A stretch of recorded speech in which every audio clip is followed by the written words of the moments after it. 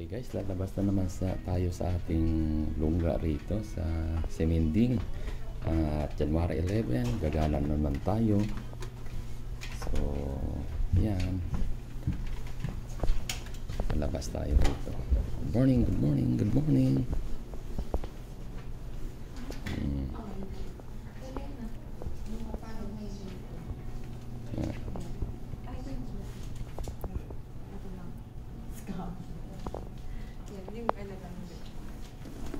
Aking ano.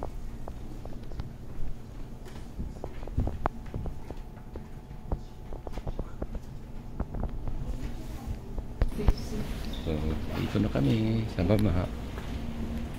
Biyahe na naman. Oh, oh, oh. Ang lamig. So guys, ito yung aking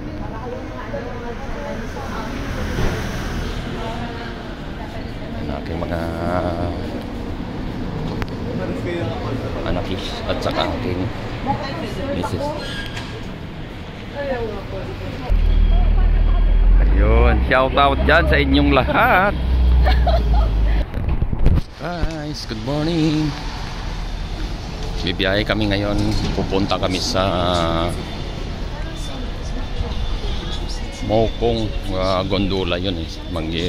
Sasakay kami doon. Rides yung mga anak namin. Kasama rin kami.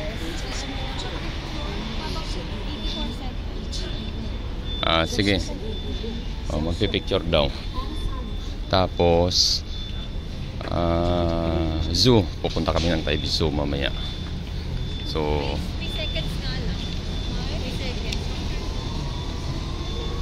dito pwede ka magpicture dito sa pamusong ano nila. So, lang.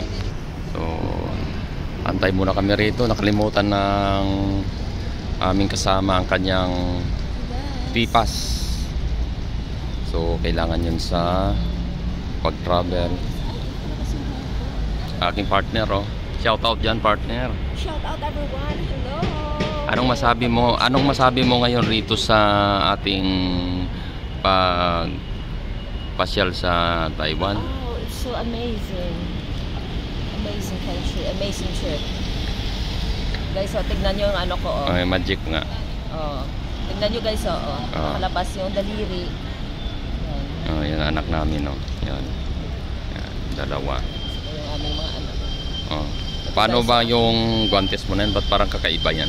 Hindi, kasi ang purpose nito, partner, madaling pag kunyari mag-open nito, kasi guys, ang hirap eh, pag may parang hindi nyo nababasa, so para hindi masyado ikaw, ay may ano kayo. Oo, may guantes ako na.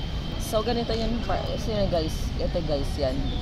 So parang scroll, madali. Tapos pwede mo itago, di ba? Sige nga. Pwede siya itago, ayan. Galing ng ano nila guantes, oh. Ito guys, so yung bagong ano nila, ayan. Tago yung daliri, ano? Ayan guys, pwede siyang itago. Isa. Guys, pwede nakatago yung daliri. Kunyari, pag sobrang lamig talaga guys. Ganyan. Sige, dahil lang nga yan. Ito, wala kang kailangan kapag dito ka sa Taipei.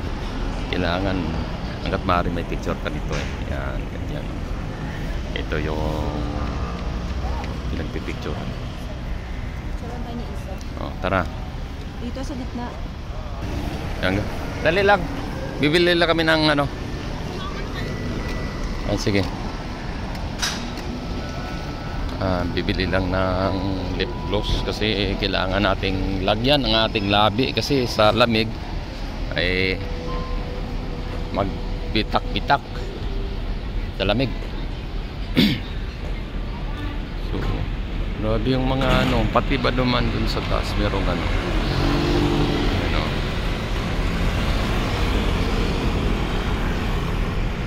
Meron ding vandalism rito doon sa pinakatuktok ko.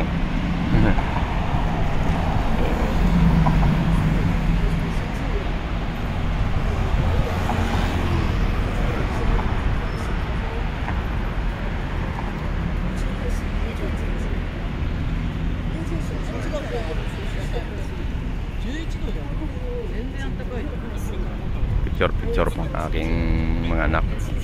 So antayin natin muna bago tayo pumasok dyan sa ano na yan, sa Semen Station. Bababa tayo dyan at bibiyahe papuntang ano, gondola, and then susunod tayo. Sige guys, mamaya magkita-kita na lang ulit tayo doon sa ating pupuntahan at i-ano muna natin to. Lalakad tayo papasok rito sa Semen Station. Okay?